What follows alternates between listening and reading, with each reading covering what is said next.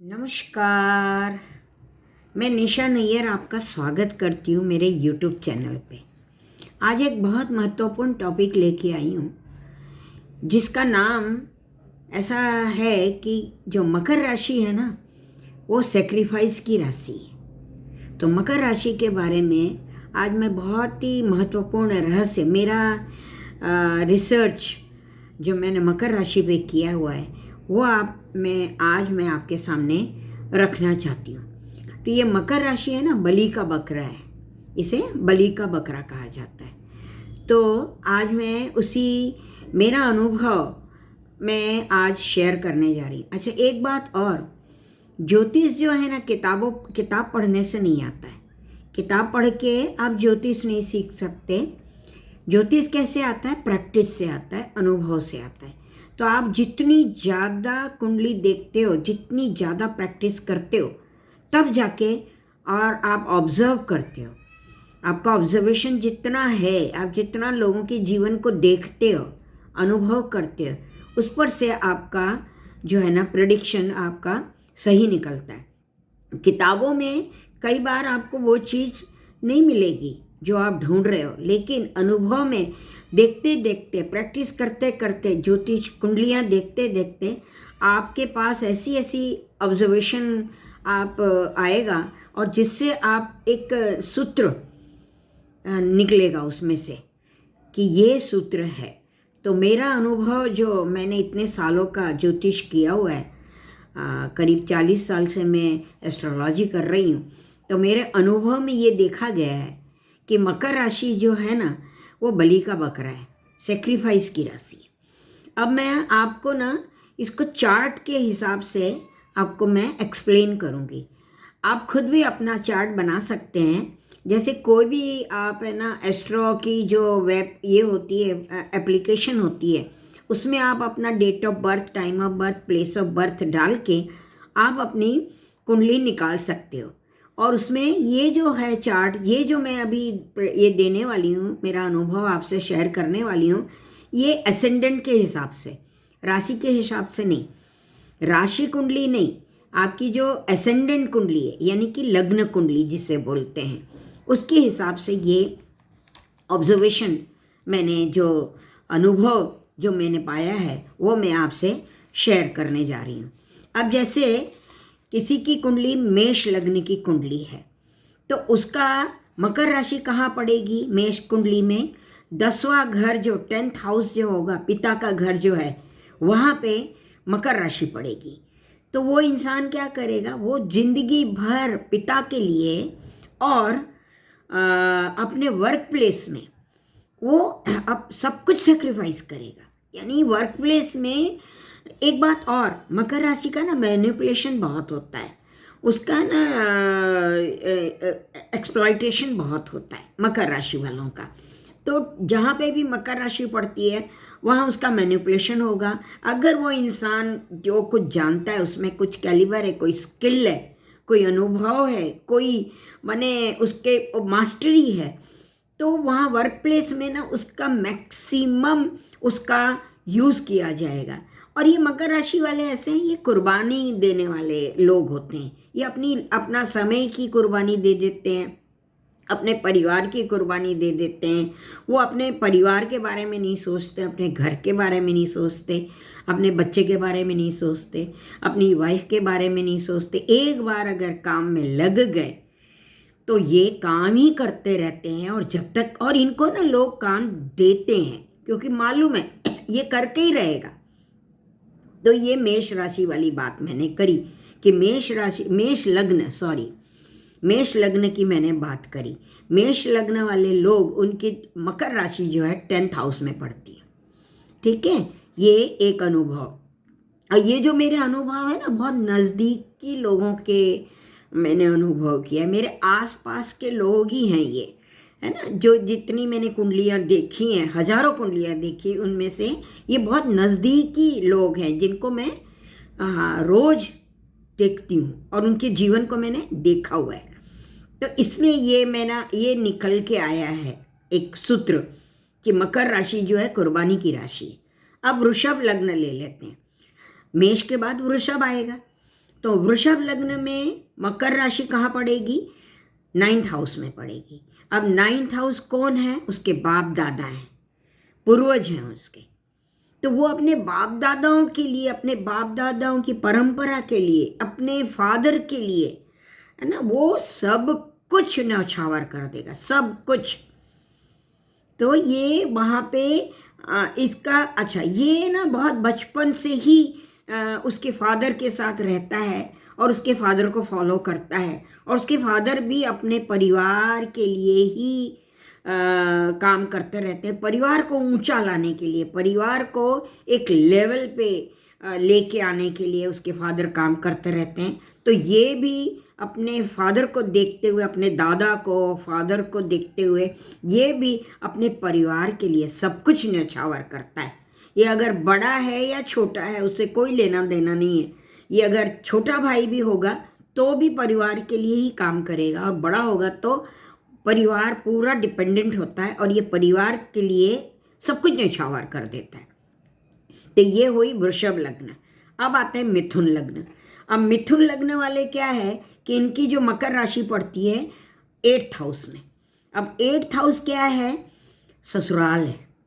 अगर लड़का है तो वो अपने ससुराल के लिए न्यौछावर हो जाएगा, सब कुछ करने को तैयार है अपने ससुराल वालों के लिए। और अगर लड़की है तो अपने ससुराल पक्ष के लिए सब कुछ त्याग करने को तैयार है, कुर्बान करने को तैयार है। वहाँ सोचती भी नहीं है, वो अपने बारे में बिल्कुल सोचती नहीं, वो अपना भी अपना जेब से निकाल के अपने ससुराल वाले को दे देगी, और देते वक्त बिल्कुल नहीं सोचेगी, बड़े से बड़ी चीज़ भी वो दे सकती है, दे देगी, माने न्यौछावर हो जाती है ये।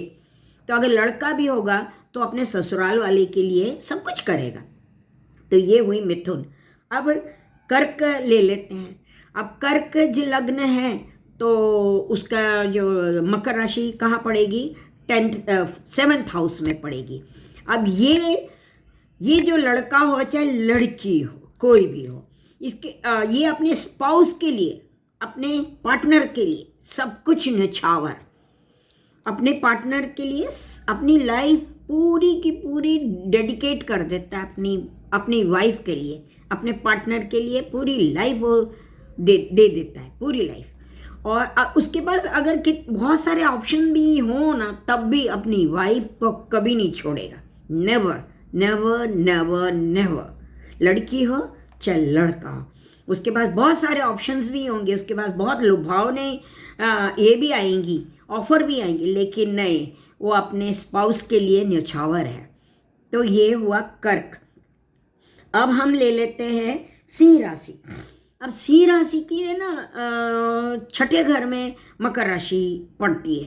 तो ये इंसान है ना, सेवा करता रहता है, सबकी सेवा, पूरे गांव की सेवा, आस पड़ोस की सेवा, अपने माता पिता की सेवा, अपने ससुराल की सेवा, अपने यानी कम्युनिटी की सेवा में ही लगा रहता है। और सेवा करने, ये सेवा ऐसी करता है, पूरी घर लुटा के सेवा करता है।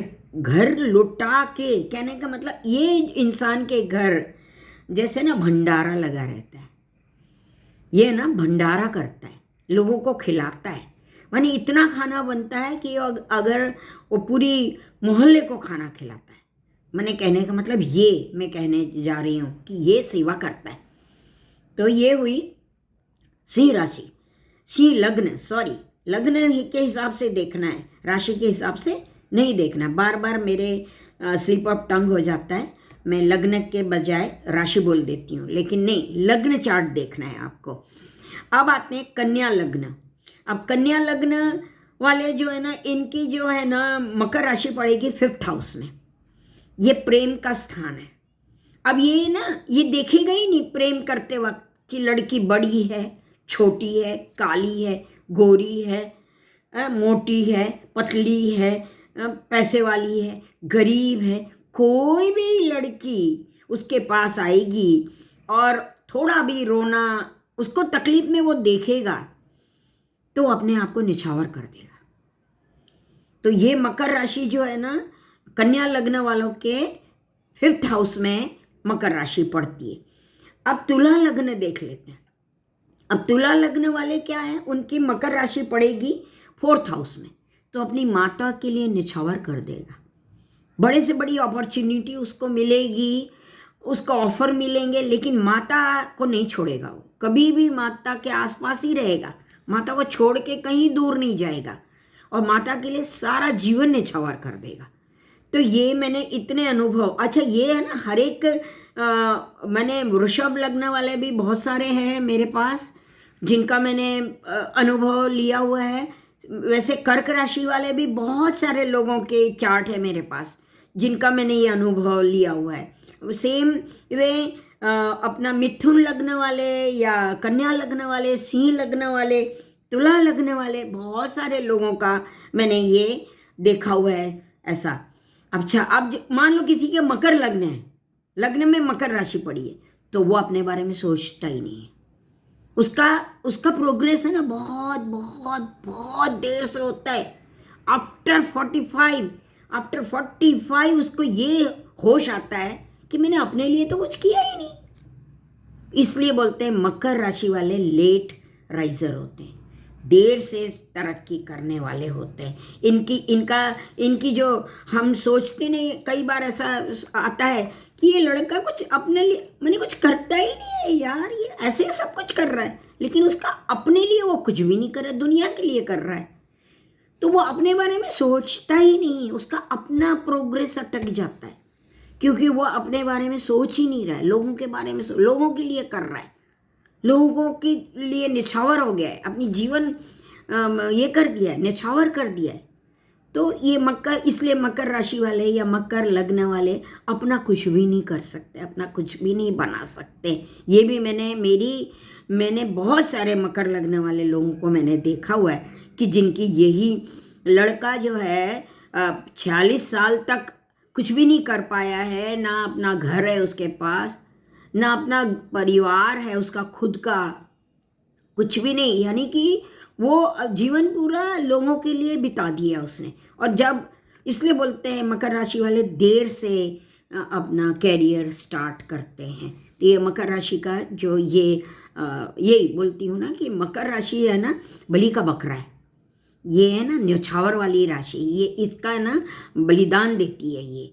तो ये मकर राशि का मैं अनुभव आज मैं आपसे शेयर करना चाहती थी। ये मेरे इतने सालों की रिसर्च है जो मैंने आज आपसे शेयर की है। तो अगर मेरा आपको कंटेंट अच्छा लगता है तो आप मेरे यूट्यूब चैनल को सब्सक्राइब करिए, लाइक करिए, कमेंट करिए। तो मैं बस इतना ही आज मैं मकर राशि के बारे में बोलने चाहती थी, तो मैंने आज बताया। लेकिन एक और वीडियो, बहुत महत्वपूर्ण वीडियो आ रहा है जिसका आप इंतज़ार करिएगा, क्योंकि आयुर्वेद और ग्रहों का क्या कनेक्शन है इसके बारे में मैं आज बोलने जाने वाली हूँ। जैसे मैंने जड़ी बूटी के बारे में बताया आपको, वैसे अभी आयुर्वेद और ग्रह माने एस्ट्रोलॉजी, आयुर्वेद और एस्ट्रोलॉजी का क्या कनेक्शन है, क्योंकि वात पित्त कफ इसी पे आयुर्वेद बेस है। और सेम हमारी बॉडी में भी वात पित्त कफ ये तीन ही मेन त्रिदोष है, और इसी के ऊपर ग्रह के भी कनेक्शन है, इनके साथ ही है। तो मैं आयुर्वेद के ऊपर भी एक मेरा रिसर्च है, आयुर्वेद के ऊपर मेरा रिसर्च है जो मैं आपके सामने पेश करने वाली हूँ, मैं आपके सामने शेयर करने वाली हूँ। तो उसके लिए आप इंतज़ार करिएगा। तो धन्यवाद, जय श्री कृष्ण। अगर आपको मेरी ये शेयरिंग अच्छी लगी है तो आप लाइक करिएगा, कमेंट करिएगा। धन्यवाद।